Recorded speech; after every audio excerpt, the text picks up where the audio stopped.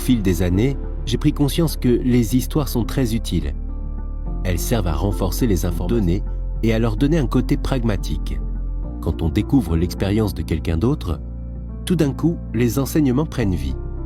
Une fois que l'on s'identifie aux épreuves et aux victoires d'une personne dans sa transition d'un état de conscience à un autre, on commence à croire que l'on peut soi-même vivre une expérience similaire.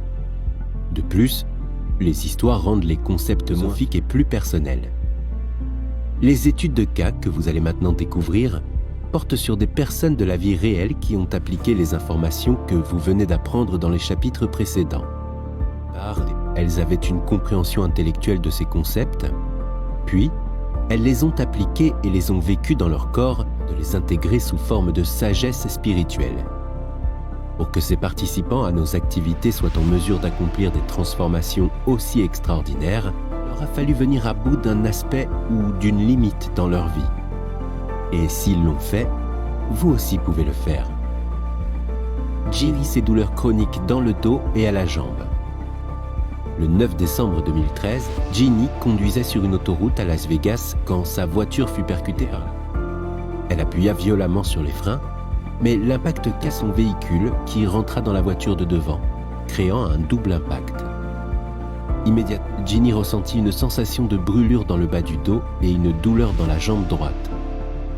Quand les secours arrivèrent, elle indiqua que sa douleur était, mais au cours des quelques jours qui suivirent, celle-ci augmenta, jusqu'à devenir grave et constante.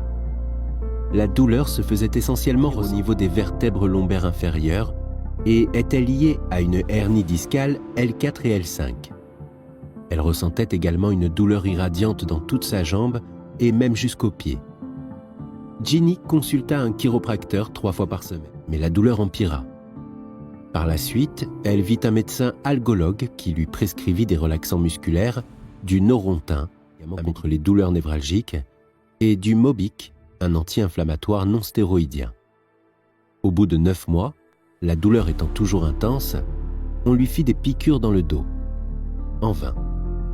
De fait, Ginny avait du mal à marcher et ne pouvait presque plus conduire. Son sommeil était également perturbé. Elle n'arrivait à dormir que 4 à 5 heures par nuit. La douleur qu'elle constamment dans le bas du dos empirait quand elle était assise, quand elle soulevait quelque chose et quand elle restait longtemps debout.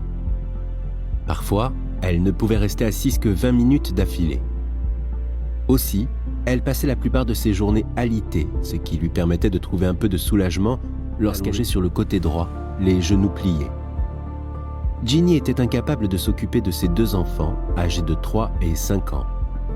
Elle n'était également plus en état de travailler autant qu'auparavant. Placement, elle dépendait de son mari, car il vint un moment où elle n'arriva plus du tout à conduire. Tous ces facteurs engendrèrent de graves problèmes financiers et un grand stress émotionnel pour toute la famille. Ginny devint dépressive, elle était en colère contre la vie. Bien qu'ayant participé à son premier séminaire avec moi avant l'accident et qu'ayant pratiqué ses méditations, elle cessa de méditer régulièrement après l'accident, car la douleur était trop importante et elle affirmait ne pas pouvoir s'asseoir ni se concentrer. Au bout de 2 ans, son médecin lui suggéra une intervention chirurgicale au niveau de discal. Et si cela ne suffisait pas, il ajouta que Ginny pouvait envisager d'autres opérations, dont une spondylodèse, fusion de vertèbres. Elle décida d'accepter la première opération. Entre-temps, le mari de Ginny la convainquit de participer à un autre de mes séminaires de niveau supérieur à Seattle, qui commençait une semaine avant la date de son intervention chirurgicale. Elle eut du mal à rester assise pendant toute la durée du vol, mais elle y parvint quand même. Ginny apprécia de retrouver ses anciens amis et d'en rencontrer de nouveaux lors du séminaire, mais elle se sentait triste et frustrée, car elle n'arrivait pas à éprouver le enthousiasme que tout le monde. Elle n'avait qu'une envie, prendre des antalgiques et aller se coucher. À la fin de la première soirée, son amie Jill, pleine de compassion et d'espoir, lui dit avec conviction « Ginny, tu seras guérie demain ici même. » La journée commença le lendemain à 6 heures du matin. Ginny décida d'éviter de prendre des médicaments lourds pour pouvoir participer aux méditations et vivre pleinement ses expériences. Malheureusement, elle eut beaucoup concentré pendant sa première méditation, tellement la douleur était intense, et elle se demanda même si elle n'avait pas pris la mauvaise décision en venant participer au séminaire. Mais après le petit déjeuner, au cours de la deuxième méditation, elle vécut une véritable transformation. Ginny décida de s'abandonner et de mettre de côté tous ses jugements. La méditation commença, comme à l'accoutumée, avec l'exercice respiratoire permettant d'extraire le mental du corps et au cours duquel je demandais aux participants de placer leur attention sur 2 ou 3 émotions négatives ou aspects limités de leur personnalité. Je leur demandais de faire remonter toute cette énergie bloquée dans les 3 premiers centres énergétiques, à la base de leur colonne vertébrale, jusqu'à leur cerveau, avant de la faire sortir par la tête.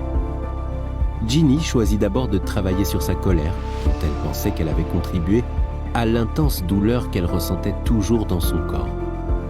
Au cours de la méditation, elle sentit de l'énergie remonter le long de sa colonne, puis sentit une énergie intense qui quittait son corps par l'arrière de sa tête.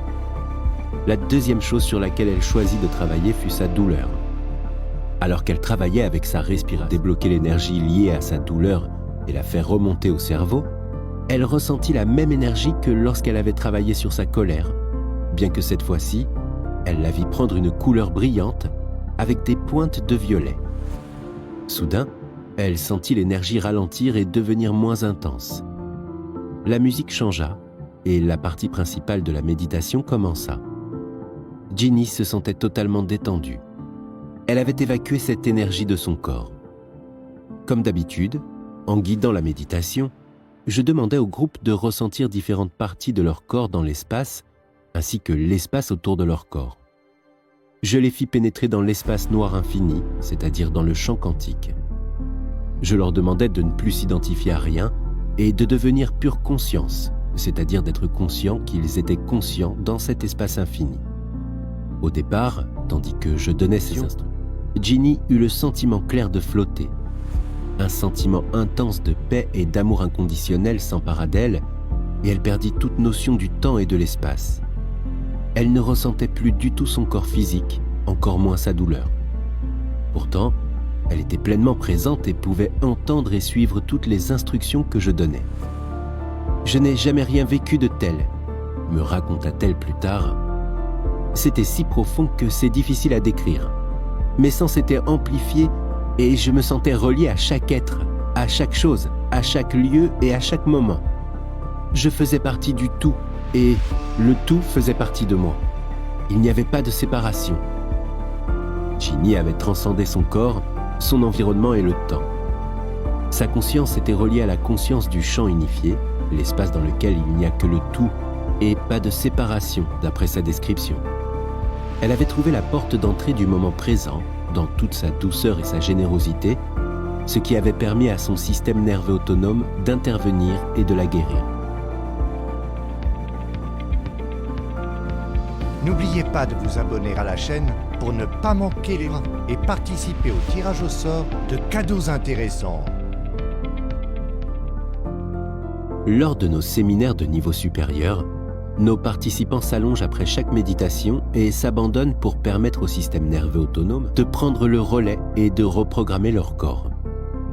À la fin de cette méditation, quand je demandais à chacun de revenir à son corps, Ginny fut surprise de découvrir qu'elle ne ressentait absolument plus aucune douleur en se relevant, ce pourquoi elle aurait eu normalement besoin d'aide. Elle se mit à marcher sans boitiller, le dos droit. Puis, il y eut la pause repas, mais Ginny mangea peu et discuta à peine. Elle était toujours sous le choc. Après 2 années de douleur quasi constante, c'était libération de ne plus la ressentir. Elle se mit à verser à la fois des larmes de joie et de confusion. Elle chercha 2 de ses amis pour leur annoncer la bonne nouvelle, dont Jill, qui avait affirmé la veille au soir à Tude que Ginny serait guérie ce jour-là. Ils encouragèrent Ginny à faire des mouvements qu'elle avait été incapable de faire à cause de sa douleur et elle s'exécuta sans la moindre souffrance. Pendant le reste de la journée, la douleur de Ginny ne revint pas et elle continua de se sentir reliant unifiée. Ce soir-là, Ginny appela son mari, qui lui expliqua qu'au fond de lui, il savait qu'elle serait capable de guérir lors du séminaire. Elle s'amusa beaucoup au dîner avec ses amis et quand elle alla se coucher, elle ne prit aucun médicament antidouleur ni relaxant musculaire. Elle dormit toute la nuit, la première fois depuis plusieurs années, et se réveilla remplie d'énergie. Le lendemain, je fis faire au groupe une marche méditative que vous découvrirez et que vous pourrez essayer ultérieurement. Jean marchait sans difficulté ni douleur, le dos droit. Inutile de dire qu'elle annula l'opération. À ce jour encore, sa douleur n'est pas revenue. Daniel fait face à son électrosensibilité. Il y a environ 5 ans, Daniel était, de son propre aveu, un entrepreneur israélien stressé et acharné. Il était âgé d'environ 25 ans, se forçait à travailler tous les jours, à fond, pour réussir en affaires. Il avait coutume de travailler 60 heures par semaine. Un jour, alors qu'il enrageait et qu'il hurlait contre un client au téléphone, il sentit quelque chose éclater du côté droit de sa tête, perdit connaissance. À son réveil, il ne savait pas ce qui s'était passé, ni combien de temps il était resté évanoui, mais il avait le pire mal de tête de toute sa vie. Il espérait que le repos suffirait, mais ce ne fut pas le cas. Mystérieusement, sa douleur augmentait exponentiellement chaque fois qu'il se trouvait d'une source électromagnétique, c'est-à-dire de téléphone portable, d'ordinateur, d'écran, de micro, de caméra, d'un réseau Wi-Fi et d'antennes relais. Si près de lui, quelqu'un répondait à un appel sur son téléphone portable, Daniel le sentait. Il n'avait jamais vécu ce genre de choses. Auparavant, il avait même travaillé dans l'informatique et n'avait jamais ressenti d'effets néfastes au contact d'appareils électroniques de toutes sortes. Daniel consulta plusieurs médecins spécialistes, mais aucun ne détecta quoi que ce soit. Il subit une batterie de tests sanguins ainsi que d'examens cérébraux et physiques, mais à chaque fois, rien. Certains des médecins ne le croyaient pas et devenaient même condescendants, levant les yeux au ciel comme si Daniel inventait ses symptômes. Certains voulaient le mettre sous antidépresseurs, mais il refusait. On lui disait que ses douleurs étaient dans sa tête. C'était bien sûr le cas, mais pas au sens où l'entendaient les médecins. Puis, Daniel alla voir des médecins holistiques qui pensaient qu'il avait contracté une maladie rare appelée sensibilité électromagnétique ou électrosensibilité.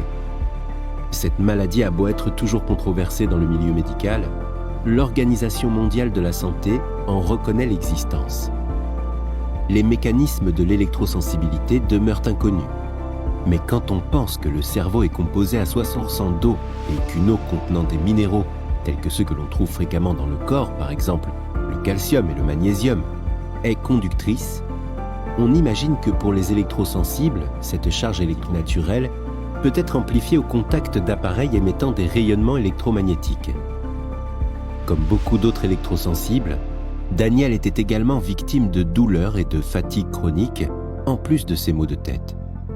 Malgré 12 heures de sommeil, il se réveillait épuisé. L'un des holistiques lui suggéra de prendre 40 compléments alimentaires par jour pour combattre les effets secondaires, mais il ne constata aucune amélioration. Il continuait d'agoniser presque en permanence. Il ne fallut pas longtemps pour que Daniel ferme boutique. Il s'endetta et perdit tout ce qu'il avait acquis à la sueur de son front. Finalement, il fit faillite et dut emménager chez sa mère. « En fait, j'ai dû me replier sur moi-même, » me raconta-t-il. « J'étais un véritable zombie. Je ne pouvais ni penser, ni me concentrer, ni faire quoi que ce soit. Il n'y avait rien qui m'aidait, et chaque fois que je m'approchais du monde réel, j'avais très mal à la tête. » Daniel me précisa même que, chaque fois qu'il se trouvait à proximité d'un appareil qui émettait un signal, ses maux de tête étaient 1000 fois pires, au point qu'il entrait en crise émotionnelle. Daniel passait la plupart de son temps recroquevillé sur son lit dans la petite chambre qu'il avait chez sa mère, à pleurer de douleur. Je gâchais ma vie, alors que je voyais tous mes amis se marier, faire des enfants, avoir des promotions, acheter des maisons et tout le reste. Lorsqu'il commença à avoir des idées suicidaires, ses amis et sa famille l'incitèrent vivement à essayer de trouver une solution. À cause de la fatigue chronique, de la dépression et de la douleur intense, Daniel ne disposait que d'environ une demi-heure par jour pendant laquelle il avait de l'énergie. Il se mit donc à utiliser ce temps pour essayer de trouver une solution. 3 ans après le début de ses symptômes, il lut mon livre « Le placebo, c'est vous ». J'ai eu un déclic, me raconta-t-il lorsque je le rencontrai lors d'un séminaire que j'ai récemment animé. Je savais que j'avais la solution sous les yeux. Il se mit à faire la méditation pour transformer les croyances et les perceptions que je détaille dans ce livre. Au fil du temps, très progressivement, Daniel ressentit un peu moins de douleur, ce qui le motiva pour continuer. Plus tard, il découvrit la méditation de bénédiction des centres énergétiques et se mit à la pratiquer. La première fois que je l'ai faite, m'expliqua Daniel, il s'est passé quelque chose que je ne saurais expliquer. Lorsqu'il arriva au 6e centre énergétique, c'était comme s'il y avait eu un son et lumière dans sa tête. Il vit différentes zones désormais inutilisées dans son cerveau s'illuminer soudain et communiquer ensemble. Puis, un énorme rayon de lumière aimante, pour reprendre ses termes, sortit par le sommet de son crâne. À ce moment-là, son expérience intérieure fut plus réelle que le souvenir de son expérience passée, qui était à l'origine de sa douleur. À partir de ce moment-là, Daniel remarqua un changement important. Après ses méditations, il n'éprouvait plus du tout de douleur pendant 10 minutes. Cette période n'eut de cesse de se rallonger jusqu'à ce que, quelques mois plus tard, la douleur eut complètement disparu. Puis, il eut l'idée de se servir de la méditation, changer son état intérieur quand il était exposé aux champs électromagnétiques qui le rendaient malade. Il se mit alors à méditer devant son téléphone portable et son ordinateur. Au départ, c'était douloureux, mais là encore, il finit par ne plus éprouver de douleur pendant un certain temps après la méditation, période qui s'allongea avec le temps. Enfin, Daniel fut prêt à passer au cap supérieur. Il loua un bureau dans un open space et décida de rester là, assis à méditer, entouré du Wi-Fi, d'ordinateurs, de micro-ondes et de toutes sortes de fréquences électromagnétiques. Les premières semaines furent difficiles, mais le temps passa et les choses devinrent plus faciles. À un moment donné, il fut capable de rester 5 heures par jour dans cet environnement sans douleur à la suite de sa méditation. Ces maux finirent eux aussi par disparaître, ainsi que sa douleur et sa fatigue chronique. Aujourd'hui, Daniel se considère guéri à 100%. Il a repris un travail et s'est désendetté. Son truc ? Il ne travaille qu'1 heure à 1h30 par jour et gagne beaucoup plus d'argent où il était stressé et où il se forçait à travailler dur. De plus, il apprécie beaucoup sa nouvelle vie. Jennifer, de la maladie à la santé. Il y a 5 ans, le médecin de Jennifer lui diagnostiquait plusieurs nouvelles maladies, en plus des nombreux autres problèmes de santé qu'elle avait déjà. Il lui a ainsi diagnostiqué 2 troubles auto-immunes, un lupus érythémateux et le syndrome de Gujerin, des troubles gastro-intestinaux, maladie cœliaque et intolérance aux salicylose, de l'asthme chronique, une maladie rénale, de l'arthrite et des vertiges, tels qu'ils provoquaient souvent des vomissements. Chaque journée était pour Jennifer un véritable combat. Le simple fait de se laver les dents était difficile pour elle, car elle n'avait pas assez de force pour tenir son bras en l'air pendant très longtemps. C'était souvent son compagnon, Jim, qui devait lui brosser les cheveux. Et quand il était en déplacement professionnel, ce qui arrivait souvent, Jennifer devait faire une sieste après son travail pour de force pour préparer le dîner. Le plus dur pour moi était que j'avais l'impression d'être une très mauvaise mère, car je ne pouvais rien faire avec ce qui me déchirait le cœur, m'a-t-elle confié. Le week-end, il me fallait dormir la plupart du temps, simplement pour être capable de me lever le matin pour aller au travail. Toutes les photographies joyeuses que je postais sur Facebook pendant le week-end étaient prises en l'espace d'1 heure. Jennifer ne pesait alors qu'une 50aine de kilos et avait du mal à marcher à cause de son arthrite et de gonflements importants au niveau des chevilles et des genoux. De plus, de ses douleurs et de l'arthrite, elle ne pouvait plus utiliser sa main droite pour ouvrir des récipients ou couper des légumes. Elle s'allongeait dans son lit et se tapait les bras contre sa table de nuit pour arrêter la douleur. Son corps en état constant d'inflammation aiguë, et même les spécialistes qu'elle consultait affirmaient ne rien pouvoir faire de plus pour elle, et qu'elle devait vivre au mieux avec tous ses problèmes. Bien que gardant le silence à ce sujet, elle craignait de n'avoir peut-être plus que quelques années à vivre. Elle semblait sur le point d'abandonner, mais ce n'était pas le cas de Jim.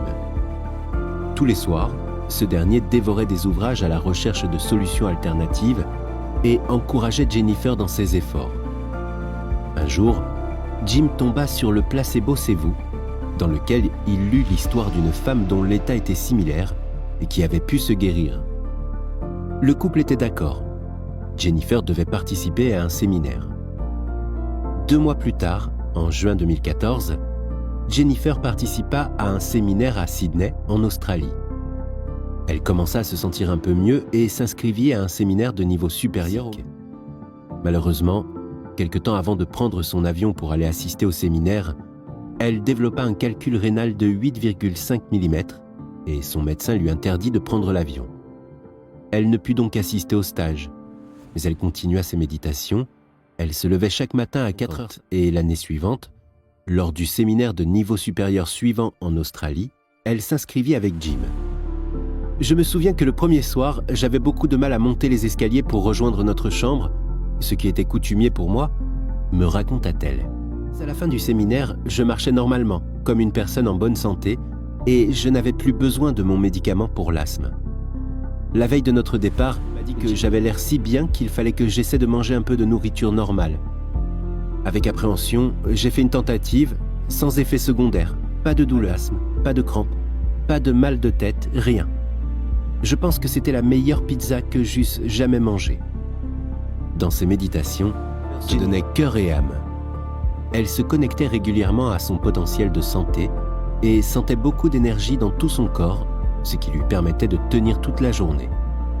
Au cours d'une méditation, lorsque je demandais aux participants d'imaginer qu'ils vivaient dans l'état d'esprit, elle imagina que ses pieds touchaient le sol et s'entendit respirer en courant joyeusement. À la fin de la méditation, elle versa des larmes de joie. Jennifer finit par réussir à reconditionner son corps et lui faire oublier le ressenti de la maladie en élevant son énergie, en modifiant sa fréquence, en reprogrammant son mental et en envoyant des signaux à des gènes nouveaux afin qu'il guérisse son corps. Nouvel état d'esprit. Maintenant, je mange normalement et je n'ai plus utilisé de médicaments pour l'asthme depuis juin 2015. Je marche jusqu'à 15 km par jour et je soulève 20 kg. Je m'entraîne en vue de mon objectif qui est de finir un semi-marathon, ce que je ferai bientôt. Félicia triomphe d'un eczéma grave. Depuis l'âge de 3 mois, Félicia souffrait par intermittence d'eczéma et d'infections cutanées. Le soulagement à court terme que lui procurait son régime alimentaire strict et tous les médicaments qu'elle prenait, crèmes, stéroïdes, antihistaminiques, antifongiques, antibiotiques, etc., ne semblait jamais suffire à éloigner longtemps la maladie. En 2000, alors âgée de 34 ans et exerçant la profession de médecin généraliste au Royaume-Uni, Félicia se sentit de plus en plus frustrée par les limites de sa profession. Après 10 années d'exercice clinique, au cours desquelles elle avait traité plus de 70 000 patients, elle perçut également chez ses patients un début de frustration et de rupture. Alors qu'elle cherchait des solutions scientifiques plus satisfaisantes, elle détravaille. Intriguée par la possibilité qui s'offrait à elle et très désireuse de trouver des idées et solutions alternatives, s'appuyant sur des données scientifiques, elle s'inscrivit à un séminaire. « Le stage a transformé ma vie », a-t-elle expliqué. « J'y ai appris les techniques nécessaires pour faire le point sur les croyances limitées au sujet de moi-même et des facultés véritables de notre corps et pour faire une mise à niveau. La technique respiratoire particulièrement. Je dois avouer que je suis resté quelque peu sceptique et en retrait et que du coup, je ne me suis pas totalement laissé aller au processus. Au cours des mois qui suivirent, Félicia continua de méditer chaque jour. L'état s'améliora et elle réussit à se trouver un nouveau compagnon. Inspirée, elle cherchait de nouveaux moyens d'adopter une approche plus holistique dans son cabinet. Mais à sa grande déception, tous les organismes de couverture santé du Royaume-Uni refusaient des approches non conventionnelles. Félicia se sentait prise au piège et en décembre 2016, son eczéma et ses infections cutanées réapparurent. Malgré tout, elle continua de méditer et décida même de participer à un séminaire de niveau supérieur. Pour se préparer, elle créa son film mental, technique permettant efficacement d'attirer à vous ce que vous souhaitez et que vous découvrirez dans un chapitre ultérieur. Elle avait des intentions très claires pour son avenir et imaginait en particulier que sa peau était en bonne santé. Elle se voyait aussi tenir un micro sur scène et affirmer « J'inspire autrui en disant courageusement la vérité ». Le premier jour du séminaire de niveau supérieur, nous pratiquâmes la technique de respiration pour activer la glande pinéale et, cette fois-ci, Félicia décida de se retenir et de se laisser complètement aller. J'ai remarqué que ma respiration a commencé à s'accélérer, se souvient-elle. Une énergie débordante s'est accumulée dans la gorge. Cela s'est intensifié parce que j'ai le sentiment que ma gorge allait se fermer. Prise de peur, j'ai interrompu l'expérience et ai fini la méditation avec mon ancien état d'esprit. Le lendemain, pour la dernière méditation, on brancha les appareils de cartographie cérébrale. Elle trouvait que c'était là une opportunité fabuleuse de découvrir de nouvelles informations. Elle qui se sentait prise au piège dans une profession prenant des principes limités, se mit à penser « Et si je pouvais démontrer aux sceptiques, ainsi qu'aux croyants, que nous sommes en réalité illimités ?» Avec cette intention en tête, elle voulut utiliser cette respiration pour se relier au champ unifié, en éprouvant un sentiment supérieur de liberté pure, quoi qu'il arrive. Au début de la méditation, elle s'ouvrit aux différentes possibilités et à l'inconnu. Elle remarqua rapidement que sa respiration changeait et l'énergie débordante commença de nouveau à s'accumuler dans sa gorge. Chaque fois que les sensations s'intensifiaient, au lieu de se laisser déborder comme la veille, elle poursuivait le processus. Elle ramena son corps dans l'instant présent en ignorant les distractions et se servit de toute son énergie et de toute sa conscience pour se relier au chant, à la vérité et à l'amour. Son corps demeurait méfiant, mais après avoir appris à surmonter ses luttes internes, il finit par s'abandonner. C'est alors que j'ai ressenti une explosion énergétique euphorisante dans mon cerveau et un lien instantané avec une conscience aimante en moi et tout autour de moi, raconte-t-elle. Il y avait une certitude absolue, une reconnaissance de l'amour pur qui s'accompagnait d'une joie, d'une intensité sans pareille. C'était comme si je rentrais chez moi. J'ai senti une unité profonde. D'un de l'expérience, je suis restée parfaitement consciente de tous mes sens extérieurs. J'ai même entendu les scientifiques qui étaient derrière moi s'écrier « Crise !» À l'époque, nous avions quelques nouveaux membres, parmi notre équipe de neuroscientifiques, qui n'avaient jamais vu auparavant ce genre d'énergie dans le cerveau. En tant que médecin, Félicia aurait pu se sentir préoccupée, dans des conditions normales, par cette affirmation assez alarmante, mais elle savait à ce moment-là que pour la première fois, elle était dans la liberté absolue. Pendant les quelques heures qui suivirent sa méditation, elle se sentit quelque peu hébétée, mais plus légère qu'auparavant sur le plan physique. Si vous observez les examens cérébraux indiqués sur les graphiques 7A à 7C dans l'annexe, vous verrez les changements classiques, caractéristiques de la présence d'une énergie forte dans le cerveau. Les graphiques 7A1 à 7A5 montrent le cerveau de Félicia en transition depuis des ondes bêta normales aux ondes bêta élevées avant de passer aux ondes gamma à forte énergie. La flèche bleue montre la transition. L'énergie en gamma est de 190 écarts type au-dessus de la normale quand elle se relie au champ unifié. La zone de la glande pinéale ainsi que l'aire cérébrale qui traite les émotions fortes sont particulièrement activées, comme on peut le voir en 7B.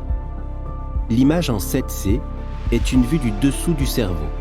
La zone rouge montre que l'énergie associée aux ondes gamma provient de l'intérieur du cerveau limbique.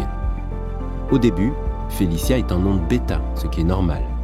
Puis elle passe en onde bêta haute, avant de passer en onde gamma et d'être très énergisée. L'énergie en onde gamma est de 190 écarts type au-dessus de la normale. La zone autour de la glande pinéale, ainsi que la partie du cerveau associée aux émotions fortes, est particulièrement activée. Au cours des suivants, Félicia commença à sentir émerger en elle le courage et l'envie de s'amuser. Elle eut également un enchaînement de synchronicité, notamment le fait qu'elle s'est retrouvée sur scène à parler avec un micro, ce qui était la concrétisation de cette scène de son film mental. Ce qui s'est passé est que, sans savoir que cette image faisait partie de son film mental, je lui avais proposé de monter sur scène pour partager son expérience. Par ailleurs, ce n'est qu'à son retour chez elle qu'elle remarqua que son eczéma ne l'ennuyait plus. En regardant ma peau, j'ai constaté que toutes les rougeurs qui étaient encore là quelques jours auparavant s'étaient complètement résorbées. Regardez le graphique 7D. Le premier groupe d'images a été pris avant le séminaire et le deuxième le lendemain. Son eczéma a disparu. Regardez le graphique 7D pour observer les changements au niveau de la peau de Félicia le lendemain de la transmission énergétique.